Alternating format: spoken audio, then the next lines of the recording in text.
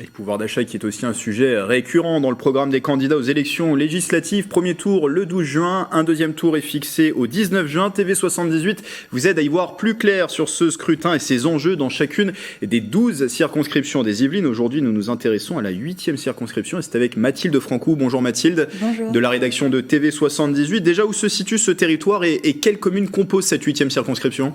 Alors Grégory, cette 8e circonscription, elle est située au nord du département, en Vallée de Seine, centrée autour de la ville de Mantes-la-Jolie. Elle regroupe 22 communes et représente 116 000 Yvelinois environ, avec des grandes villes comme Limay, Magnanville ou encore Mantes-la-Ville, et des petits villages comme Drocourt, Follinville, Denmont ou Montallé-le-Bois.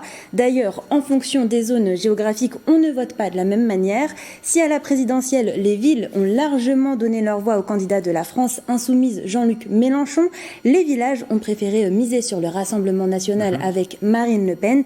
Il y a donc une véritable fracture, une incompréhension entre ville et campagne dans la 8e circonscription. Et qui est aujourd'hui le député à la tête de cette circonscription ? Qui est le député sortant ? Alors c'est Michel Vialet, l'ancien maire de Mantes-la-Jolie entre 2005 et 2017, qui dirige cette 8e circonscription.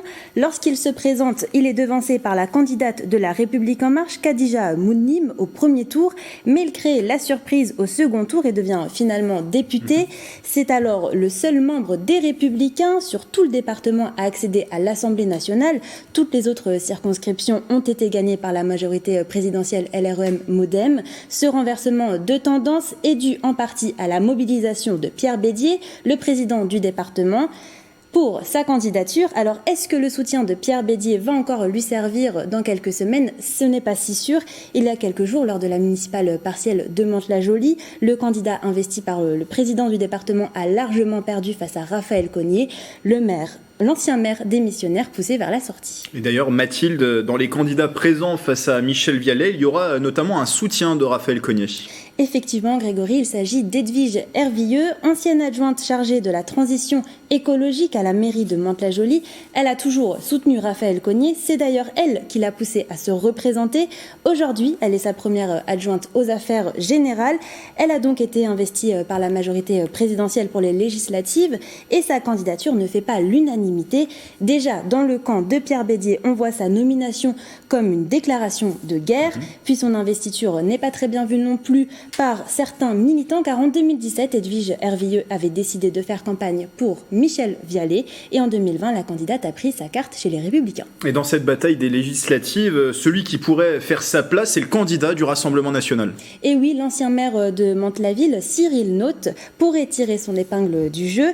Professeur d'histoire-géographie, il adhère au Front National en 2010. Il peut compter sur les voix des habitants des petits villages, comme à Follinville et Guitrancourt, où Marine Le Pen est arrivée en tête au second tour de la présidentielle. Cependant, les voix pour l'extrême droite pourraient se partager avec la candidate Reconquête, Anne Sicard. Et qui sont les autres candidats ?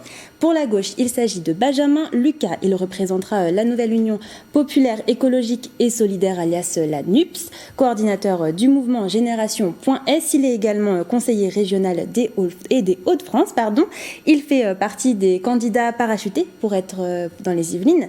Et ce dernier croit à la victoire de la gauche aux législatives et souhaite que Jean-Luc Mélenchon devienne Premier ministre. Enfin, parmi les autres candidats, Bernard Kossoko, sans étiquette politique, Thierry Gonod pour Lutte ouvrière, Jacques Lefebvre pour le Parti ouvrier indépendant démocratique, François Blaise pour le Parti animaliste, Jean Préau pour l'Union des démocrates musulmans et Mélanie Béconneau pour les Patriotes. On rappelle les dates, les 12 et 19 juin pour ces élections législatives. Merci Mathilde pour ce point sur la 8e circonscription des Yvelines.